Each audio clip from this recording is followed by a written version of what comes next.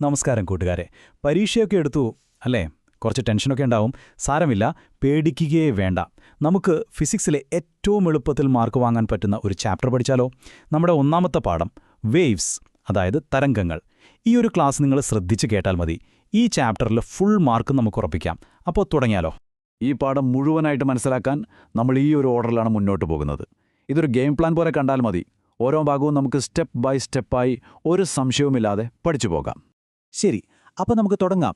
നമ്മുടെ ആദ്യത്തെ ഭാഗം. എന്തുകൊണ്ടാണ് ഈ ചാപ്റ്ററിൽ നിന്ന് മാർക്ക് വാങ്ങാൻ എളുപ്പമാണെന്ന് ഞാൻ പറഞ്ഞതെന്നറിയാമോ? കാരണം വളരെ സിമ്പിളാണ്. ഇതിൽ നിന്ന് എപ്പോഴും ഏകദേശം ഒരേപോലുള്ള ചോദ്യങ്ങളാണ് വരാറുള്ളത്. അപ്പോൾ ആ ചോദ്യങ്ങൾ എങ്ങനെ ചെയ്യണമെന്ന് പഠിച്ചാൽ മാത്രം മതി, ഫുൾ മാർക്ക് നമ്മുടെ കയ്യിലിരിക്കും. ഞാനൊരു ഉറപ്പ് തരാം. ഈ ക്ലാസ് കഴിയുമ്പോഴേക്കും ഈ പാഠത്തിലെ എല്ലാ പ്രധാനപ്പെട്ട ആശയങ്ങളും നിങ്ങളുടെ മനസ്സിൽ നല്ല വ്യക്തമായിട്ടുണ്ടാകും. നിങ്ങൾ ശ്രദ്ധയോടെ കേട്ടിരുന്നാൽ മാത്രം മതി. ഓക്കെ, അപ്പം നമുക്ക് കാര്യത്തിലേക്ക് കിടക്കാം. നമ്മുടെ രണ്ടാമത്തെ ഭാഗം ഓസിലേഷൻ, മലയാളത്തിൽ ദോലനമെന്ന് പറയും. നമുക്ക് 0-ൽ നിന്ന് തന്നെ തുടങ്ങാം. എല്ലാവർക്കും ഊഞ്ഞാൽ അറിയാലോ, പാർക്കിൽ കാണുന്ന ഊഞ്ഞാൽ. ആ ഊഞ്ഞാലിന്റെ കാര്യം മനസ്സിലോർത്താൽ മതി. ദേ, ഈ ചിത്രത്തിലേക്കൊന്ന് നോക്കിയേ. ഒരു ഊഞ്ഞാല് മുന്നോട്ടും പിന്നോട്ടും ഇങ്ങനെ ആടിക്കൊണ്ടിരിക്കുകയാണല്ലേ? ഈ ഒരു സിമ്പിൾ ചലനം, ഈ ടു ആൻഡ് ഫ്രോ മോഷൻ, ഇതാണ് ഈ പാഠത്തിലെ എല്ലാ വലിയ കാര്യങ്ങളുടെയും തുടക്കം.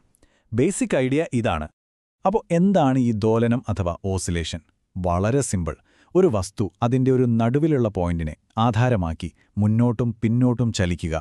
ഈ മുന്നോട്ടേക്കും പിന്നോട്ടേക്കുമുള്ള ചലനത്തെയാണ് നമ്മൾ ദോലനം എന്ന് വിളിക്കുന്നത്. നമ്മളിപ്പോൾ കണ്ട ഊഞ്ഞാലിൻ്റെ ആട്ടം അതൊരു പെർഫെക്റ്റ് ഉദാഹരണമാണ്. നമ്മളൊരു നടുവിലുള്ള പോയിന്റെന്ന് പറഞ്ഞില്ലേ? അതിനൊരു പേരുണ്ട്, എക്വിലിബ്രിയം പൊസിഷൻ അഥവാ തുലനാവസ്ഥ. ഒന്നുമില്ല, ഊഞ്ഞാല് ആടാതെ അനങ്ങാതെ നിർത്തിയിട്ടാൽ അത് എവിടെയാണോ നിൽക്കുന്നത്, ആ സെന്റർ പോയിന്റ്, അതാണ് തുലനാവസ്ഥ. ഈ ചിത്രത്തിൽ O എന്ന് മാർക്ക് ചെയ്തിരിക്കുന്നത് കണ്ടില്ലേ? അതാണ് ആ സ്ഥാനം. ഇനി അടുത്ത വാക്ക് ആംപ്ലിറ്റ്യൂഡ്, മലയാളത്തിലെ ആയതി. ഇതും വളരെ സിമ്പിളാണ്. ആ നടുവിലുള്ള പോയിന്റിൽ നിന്ന്, നമ്മുടെ തുലനാവസ്ഥയിൽ നിന്ന് ഊഞ്ഞാൽ എത്ര ദൂരം മുന്നോട്ട് പോകുന്നു അല്ലെങ്കിൽ എത്ര ദൂരം പിന്നോട്ട് പോകുന്നു, ആ ഏറ്റവും കൂടിയ ദൂരമില്ലേ, അതിനെയാണ് നമ്മൾ ആയതി എന്ന് പറയുന്നത്. ചിത്രത്തിൽ A എന്ന് മാർക്ക് ചെയ്തത് ശ്രദ്ധിച്ചോ? അതാണ് ആയതി. ഓക്കെ, അപ്പോൾ ദോലനം എന്താണെന്ന് മനസ്സിലായി. ഇനി നമുക്ക് അടുത്ത സ്റ്റെപ്പിലേക്ക് പോകാം. മൂന്നാമത്തെ ഭാഗം ഫ്രീക്വൻസി ആൻഡ് റെസൊനൻസ്, അതായത് ആവൃത്തിയും അനുനാദവും. നമ്മൾ ഈ ദോലനത്തിന്റെ കൂടെ സമയം എന്നൊരു ഘടകം കൂടി ചേർക്കാൻ പോകുകയാണ്. സമയവും ഈ കമ്പനവും തമ്മിൽ എന്ത് ബന്ധം എന്ന് നോക്കാം. ആദ്യത്തെ വാക്ക് പിരീഡ്. ഇതിന് നമ്മൾ വലിയ അക്ഷരം T വെച്ചാണ് സൂചിപ്പിക്കുന്നത്. എന്താണ് പിരീഡ്? ഒരു ദോലനം പൂർത്തിയാക്കാൻ എടുക്കുന്ന സമയം. അതായത് ഊഞ്ഞാൽ ഒരു സൈഡിൽ നിന്ന് തുടങ്ങി മറ്റേ സൈഡിൽ പോയി തിരിച്ച് അതേ സ്ഥലത്തെത്താനെടുക്കുന്ന ആകെ സമയം, അതാണ് പിരീഡ്. അതിന്റെ യൂണിറ്റ് സെക്കൻഡ്സ് ആണ്. അത് മറക്കരുത് കേട്ടോ. അടുത്തത് ഫ്രീക്വൻസി അഥവാ ആവൃത്തി. ഇതിന് നമ്മൾ ചെറിയ അക്ഷരം F ഉപയോഗിച്ച് കാണിക്കുന്നു. ഇതും വളരെ എളുപ്പമാണ്. ഒരു സെക്കൻഡിൽ എത്ര ദോലനങ്ങൾ നടക്കുന്നു, ആ എണ്ണമാണ് ഫ്രീക്വൻസി. ഇതിന്റെ യൂണിറ്റാണ് ഹെർട്സ്. നമ്മൾ HZ എന്നെഴുതും. ഇനി ഇവ തമ്മിലുള്ള ബന്ധം കാണിക്കുന്ന ഒരു ചെറിയ ഇക്വേഷൻ ഉണ്ട്. ഇത് വളരെ വളരെ പ്രധാനപ്പെട്ടതാണ്. ഉറപ്പായും ഓർത്തുവെക്കണം. F = 1/T, അതായത് F = 1/T. എന്താ ഇതിൻ്റെ അർത്ഥം? സിമ്പിളാണ്. ഇവ രണ്ടും ഓപ്പോസിറ്റാണ് അല്ലേ? അതായത് പീരിയഡ് T കൂടിയാൽ ഫ്രീക്വൻസി F കുറയും. ഒന്നാലോചിച്ചു നോക്കൂ. ഒരു ഊഞ്ഞാലാട്ടം പൂർത്തിയാക്കാൻ ഒരുപാട് സമയമെടുക്കുകയാണെങ്കിൽ പീരിയഡ് കൂടുതൽ, ഒരു സെക്കൻഡിൽ കുറച്ചാട്ടങ്ങളല്ലേ നടക്കൂ, ഫ്രീക്വൻസി കുറവ്. അത്രയുള്ളൂ കാര്യം. സിമ്പിളല്ലേ? അടുത്ത ഐഡിയ നാച്ചുറൽ ഫ്രീക്വൻസി അഥവാ സ്വാഭാവിക ആവൃത്തി.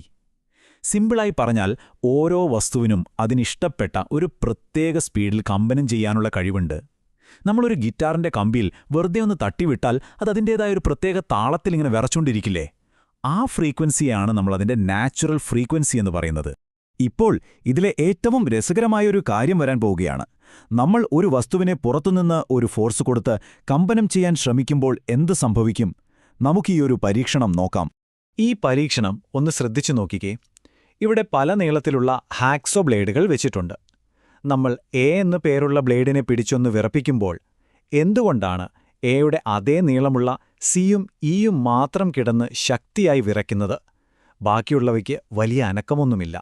എന്തായിരിക്കും ഇതിന് കാരണം? ഒന്ന് ആലോചിച്ചു നോക്കൂ.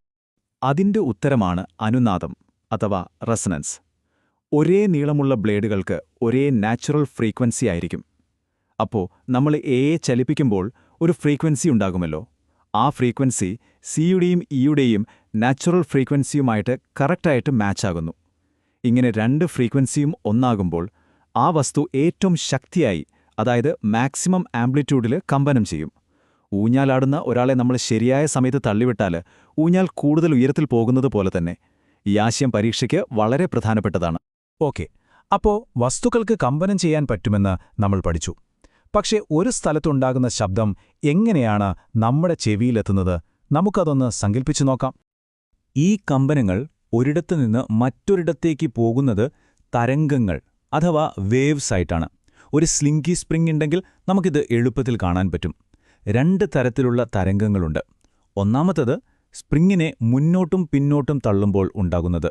രണ്ടാമത്തത് സ്പ്രിങ്ങിനെ മുകളിലേക്കും താഴേക്കും ചലിപ്പിക്കുമ്പോൾ ഉണ്ടാകുന്നത്. ഇവ രണ്ടും രണ്ട് തരം വേവ്സാണ്. ഇനി നമുക്ക് ഈ രണ്ടു തരം തരംഗങ്ങളെയും ഒന്ന് താരതമ്യം ചെയ്തു നോക്കാം. ആദ്യത്തേത് ലോഞ്ചിറ്റ്യൂഡിനൽ വേവ്, അതായത് അനുദൈർഘ്യ തരംഗം. നമ്മൾ സ്ലിങ്കി മുന്നോട്ടും പിന്നോട്ടും തള്ളിയത് ഓർമ്മയില്ലേ? അതുപോലെ ഇവിടെ കണികകൾ തരംഗം പോകുന്ന അതേ ദിശയിലാണ് കമ്പനം ചെയ്യുന്നത്, അതായത് മുന്നോട്ടും പിന്നോട്ടും. ശബ്ദം ഇങ്ങനെയാണ് സഞ്ചരിക്കുന്നത്. രണ്ടാമത്തേത് ട്രാൻസ്വേഴ്സ് വേവ്, അതായത് അനുപ്രസ്ഥ തരംഗം. നമ്മൾ സ്ലിങ്കി മുകളിലേക്കും താഴേക്കും ചലിപ്പിച്ചത് ഓർക്കുന്നില്ലേ? അതുതന്നെ. ഇവിടെ കണികകൾ തരംഗം പോകുന്നതിന് ലംബമായിട്ടാണ് കമ്പനം ചെയ്യുന്നത്, അതായത് മുകളിലേക്കും താഴേക്കും. പ്രകാശം ഇതിനൊരു ഉദാഹരണമാണ്. അപ്പോൾ പരീക്ഷയ്ക്ക് ഓർക്കേണ്ട ഏറ്റവും പ്രധാനപ്പെട്ട പോയിന്റ് എന്താണ്? Sound is A longitudinal wave. ശബ്ദം ഒരു അനുദൈർഘ്യ തരംഗമാണ്. അടുത്തൊരു വാക്ക് നോക്കാം, വേവ് ലെങ്ത്, തരംഗദൈർഘ്യം. ഇതിനെ നമ്മൾ ലാംഡ എന്നൊരു ചിഹ്നം ഉപയോഗിച്ചാണ് കാണിക്കുന്നത്. സിമ്പിളായി പറഞ്ഞാൽ ഒരു പൂർണ്ണ തരംഗത്തിന്റെ നീളമാണിത്. ശബ്ദതരംഗത്തിൽ അടുത്തടുത്ത് വരുന്ന രണ്ട് കംപ്രഷൻസ്, അതായത് കണികകൾ ഏറ്റവും അടുത്തു വരുന്ന രണ്ട് ഭാഗങ്ങൾ, അവ തമ്മിലുള്ള ദൂരത്തെയാണ് നമ്മൾ വേവ് ലെങ്ത് എന്ന് പറയുന്നത്. ശരി, നമ്മളിപ്പോൾ കുറേ കാര്യങ്ങൾ പഠിച്ചു അല്ലേ? ഇനി ഇത് വെച്ചിട്ട് പരീക്ഷയ്ക്ക് ചോദ്യം വന്നാൽ എങ്ങനെ ചെയ്യും എന്ന് നോക്കണ്ടേ? പേടിക്കേണ്ട, സ്റ്റെപ്പ് ബൈ സ്റ്റെപ്പായിട്ട് ഞാൻ പറഞ്ഞുതരാം. വളരെ എളുപ്പമാണ്. നമുക്കൊരു ചോദ്യം ചെയ്തു നോക്കാം. ഒരു പെൻഡുലം ഒരു ദോലനം പൂർത്തിയാക്കാൻ 0.5 സെക്കൻഡ് എടുക്കുന്നു. അതിന്റെ ഫ്രീക്വൻസി കണ്ടെത്തുക. ഇതാണ് ചോദ്യം. ആദ്യം തന്നെ ചോദ്യത്തിൽ തന്നിരിക്കുന്ന കാര്യങ്ങൾ എടുത്തെഴുതുക. ഗിവൺ ഒരു ദോലനത്തിനുള്ള സമയം, അതെന്താണ്? Period T. അപ്പോൾ t = 0.5s. ഇനി എന്താണ് കാണേണ്ടത്? ഫ്രീക്വൻസി. ഏത് ഫോർമുലയാണ് നമ്മൾ ഉപയോഗിക്കേണ്ടത്? നമുക്കറിയാം, f = 1/t. അടുത്ത സ്റ്റെപ്പ് കാൽക്കുലേഷൻ. ആ ഇക്വേഷനിലേക്ക് ടിയുടെ വില കൊടുക്കുക. f = 1/0.5. 1നെ അരകൊണ്ട് ഹരിച്ചാൽ എന്ത് കിട്ടും? 2. അപ്പോൾ ആൻസർ f = 2 ഹെർട്സ്. അവസാനം ആ യൂണിറ്റ് എഴുതാൻ മറന്നു പോകരുത്, ഹെർട്സ്, hz. കണ്ടില്ലേ, സ്റ്റെപ്പ് സ്റ്റെപ്പായി ചെയ്താൽ എത്ര എളുപ്പമാണെന്ന്. ഓക്കെ, അപ്പോൾ നമുക്ക് ഈ പാഠത്തിലെ ഏറ്റവും പ്രധാനപ്പെട്ട കാര്യങ്ങൾ ഒന്നുകൂടി പെട്ടെന്ന് ഓർത്തെടുക്കാം. നിങ്ങളുടെ പരീക്ഷയ്ക്കുള്ള ഫൈനൽ റിവിഷൻ. ഈ പാഠത്തിൽ നിന്ന് കണക്കുകൾ ചെയ്യാൻ നിങ്ങൾ നിർബന്ധമായും ഓർത്തിരിക്കേണ്ട കുറച്ച് സമവാക്യങ്ങളുണ്ട്. ഞാൻ പതുക്കെ പറയാം, ശ്രദ്ധിച്ചു കേൾക്കണം. 1. പീരീഡ് ടി കാണാൻ ആകെ സമയത്തെ ദോലനങ്ങളുടെ എണ്ണം കൊണ്ട് ഹരിക്കുക. 2. ഫ്രീക്വൻസി എഫ് കാണാൻ ദോലനങ്ങളുടെ എണ്ണത്തെ ആകെ സമയം കൊണ്ട് ഹരിക്കുക. 3. ഏറ്റവും പ്രധാനപ്പെട്ട ബന്ധം f = 1/t. 4. തരംഗത്തിന്റെ വേഗത, അതായത് speed of wave, v = f × lambda. അതായത് ഫ്രീക്വൻസിയും തരംഗദൈർഘ്യവും തമ്മിൽ ഗുണിച്ചാൽ വേഗത കിട്ടും. ഈ 4 ഇക്വേഷൻസും മനസ്സിലുറപ്പിച്ചോളൂ. നിങ്ങൾക്കിത് ഉറപ്പായും സാധിക്കും. ഈ പാഠം നിങ്ങൾ വിചാരിക്കുന്നതിലും വളരെ എളുപ്പമാണ്, നല്ല ലോജിക്കലാണ്. ഞാനീ പറഞ്ഞ കാര്യങ്ങൾ ഒന്നുകൂടി ഓർക്കുക. പരീക്ഷയുടെ തലേദിവസം ഈ ക്ലാസ് ഒന്നുകൂടി കണ്ട് ഈ ഐഡിയാസ് എല്ലാം മനസ്സിലുറപ്പിക്കുക. അതിനുശേഷം ടെക്സ്റ്റ് ബുക്ക് വായിച്ച് കണക്കുകൾ ഒന്നുകൂടി തനിയെ ചെയ്തു നോക്കണം. നിങ്ങൾക്ക് തീർച്ചയായും ഈ ചാപ്റ്ററിൽ നിന്ന് മുഴുവൻ മാർക്കും നേടാൻ കഴിയും. എല്ലാവർക്കും എൻ്റെ വിജയാശംസകൾ.